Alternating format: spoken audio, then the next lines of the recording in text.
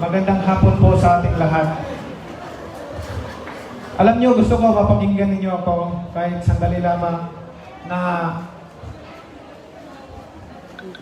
huwag po tayong mawala ng pag-asa sa buhay. Minsan po, may mga times na dinadanas natin yung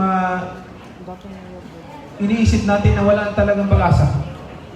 Pero hindi po yan tama na mag-isip po tayo na wala ng pag-asa.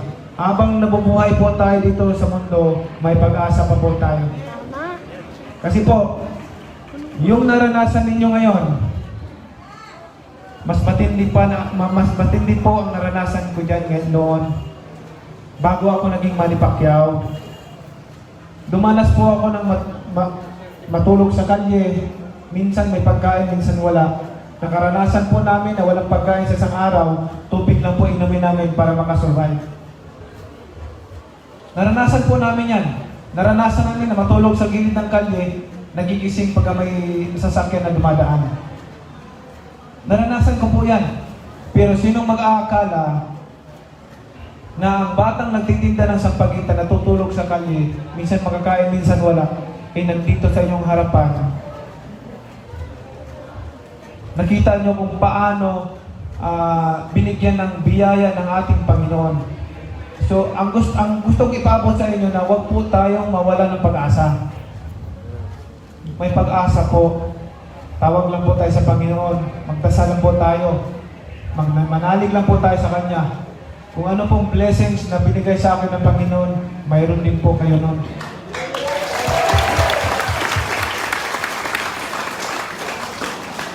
Kaya naman po, yung kalagayan niyo kahit hindi niyo sabihin sa akin, yung kalagayan niyo ngayon, kahit hindi niyo sabihin sa akin, nararamdaman ko yan kasi dyan po ako galing eh.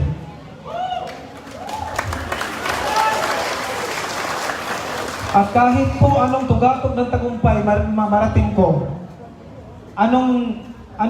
magkano mang pera na mahawakan ko, dumaan sa akin, ang puso ni Manny Pacquiao manatiling mahirap katulad ninyo.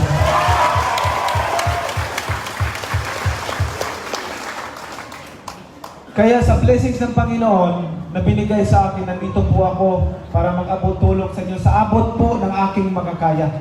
Although gusto ko man po bigyan ang lahat ng tao, lahat, gusto ko mabigyan lahat. Pero hindi po ganun kadami yung resources ko po. Kaya pag hiningi pa ako ng paumanhin doon sa mga hindi mabigyan, babalik na lang po siguro kami sa sunod na mga panahon. God willing na makatulong din kami sa ibang mga hindi natin natutulungan. At ito pong ipamimigay namin ngayon sa inyong lahat, yung may mga clean staff. Ipamigay namin yung 8 kilong bigas, may mga sardinas, at saka noodles, at saka may medical kit. Ano yun? Medicine kit. Mayroon po tayong may pangbata, may pangmatanda po para po magamit ninyo. At hindi lang po yan. Hindi pa po tapos. Makinig pa. At hindi lang po yan. Ito po. Dahil kanina pa po kayo nakaupo dyan, naghihintay. Lahat po na makatanggap, yung mga clean staff, bibigyan ko na tag-1,000.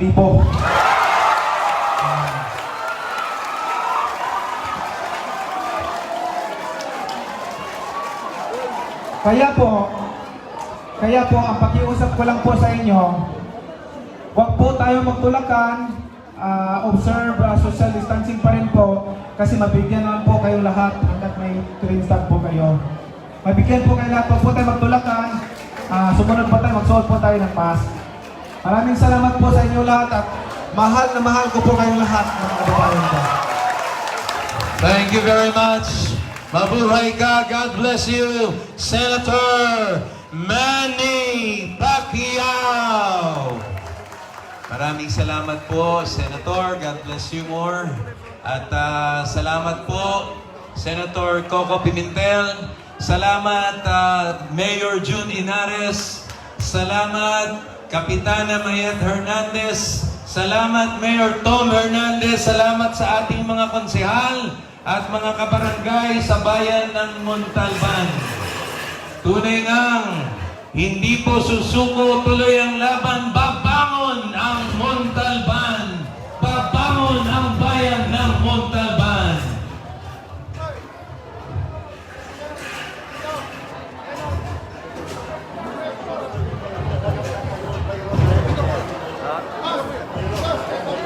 Okay, so katulad po ng narinig natin sa ating mahal na senador, wala pong magkakagulo dahil lahat po kayo ay pinaghandaan ni Senator Manny Pacquiao. By row po tayo, ha? Ito po ang unang patatayuin natin by row. Ayan, ganyan po, ha? Susunod ito, susunod. Huwag po kayong mag-alala. Sabi nga ni Carlos Padilla, there's plenty for everybody. Wala po mawawala. Okay po ba yun? Salamat po ng marami sa inyo. Okay, habang kasalukuyan po nating dinudokumento, makasaysayan at makabuluhang araw na ito sa bayan ng Montalban, ang pagdating po ng ating pong inaasahan, ang ating pong mahal na Senador Manny Pacquiao. Kasama po ang ating Senator Coco Pimentel, ang ating pong minamahal na Mayor June Inares, ang ating pong Kapitana Mayet Hernandez, at minamahal na Mayor Tom Hernandez kasama ang kanyang mga masisipag na konsehal at kabarangay. Nagtipon-tipon, nagsama-sama, kapit-bisig, kapit-kamay at nagkaisa para sa bayan ng Montalban. Mabuhay ka, bayan ng Montalban. Okay, tinatawagan na po at kakatuwang po natin ang ating mga MSD, ang first row. Okay. Salamat po sa inyong pagigisa. Nariyan po at mismong tatanggapin ninyo mula sa ating mga lingkod bayan.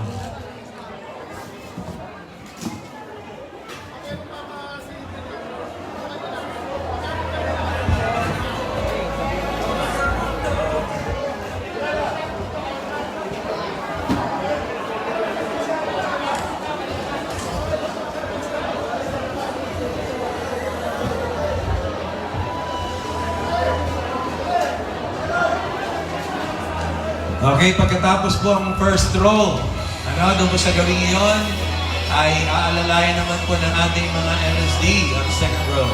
Tinatanong sa aking isipan, bakit kailangan husgahan ang iyong nararamdaman?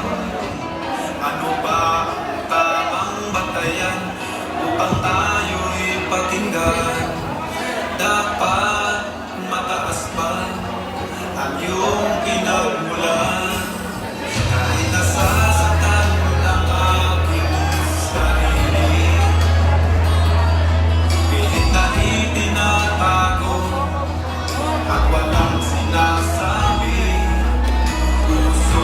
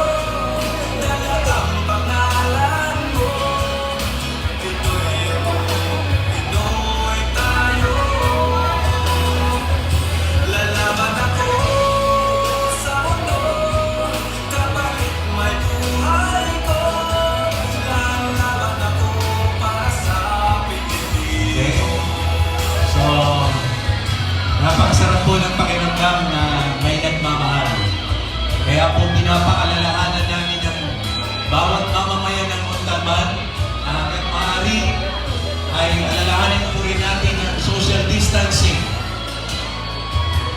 Maglayo-layo po tayo hanggat makakaya at ang pagsusot ng face mask at face shield para po sama-sama natin nalampasan at mapagtagumpayan ang pandemya nito. Salamat po sa inyong lahat. Lalaban ako sa mundo, dala ang pangalan mo. Pinoy ako, Pinoy tayo. Lalaban ako sa mundo, kapalit may buhay ko. Lalaban ako para sa Pilipino. Lalaban ako para sa Pilipino. Lalaban ako para sa bayan ko.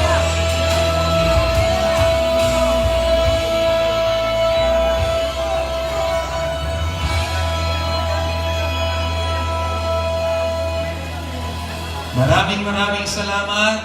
Mabuhay ka. And God bless you more, Senator Manny Pacquiao. Maraming salamat po, Senator Coco Pimentel, sa inyong pagdalo sa mga saysayang palatuntunan nito. Salamat po, Mayor June Linares.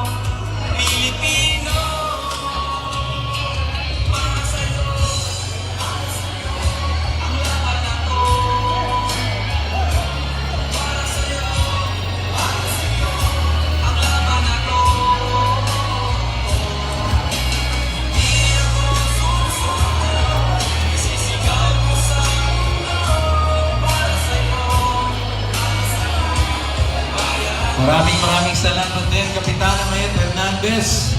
At syempre ang ating minamahal na Mayor Tom Hernandez. God bless you, Mayor. God bless you, Kapitana.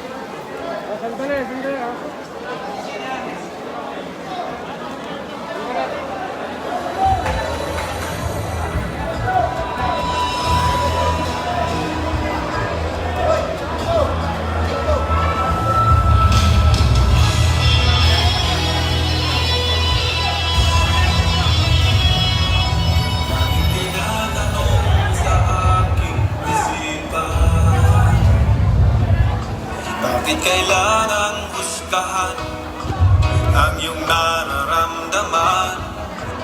Ano ba ang tamang batayan upang tayo'y pakinggan? Dapat mataas ba ang iyong pinagmulan? Kahit nasasaktan ang aking sarili, pilit na hindi natago at walang sinasabi. Puso may nagtugo, yan ay kita ng iba. Basta mahalaga, bayan ko'y masaya. Lalaban ako sa mundo, dala ang pangalan mo.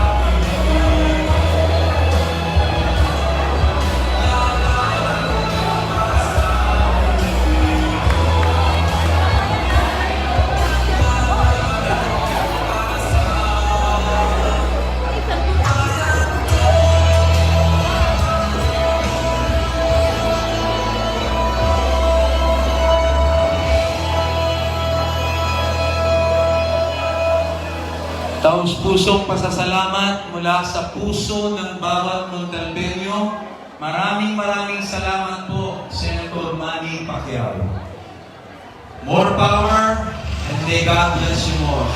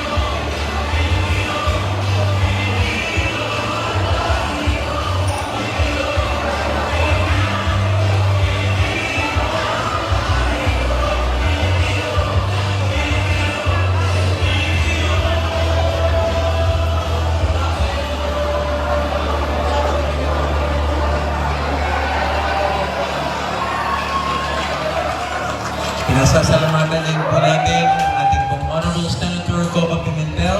It's an honor to have you here, Senator. Thank you very much. God bless you.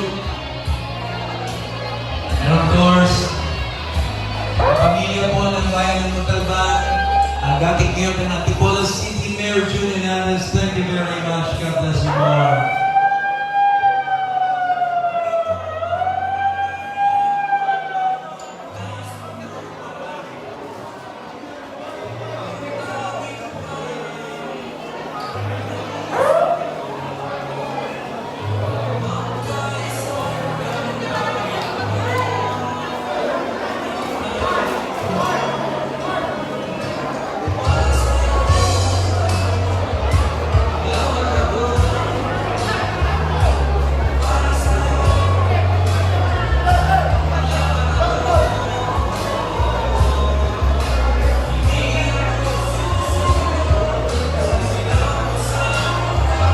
Okay, muli po natin pinapalalahanan ang lahat po ng mga kababayan ng Montalban.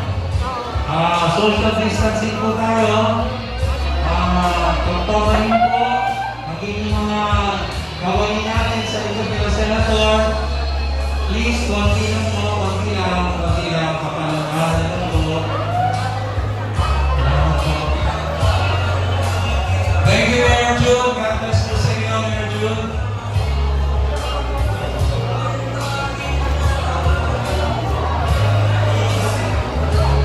Okay. Lahat po ng mga hindi pa nabigyan ng medical kit, magpunta lang po kayo doon sa makanting lote sa likod. Nag-deliver pa po, nagpapasok ng mga medical kit para po sa inyo yan.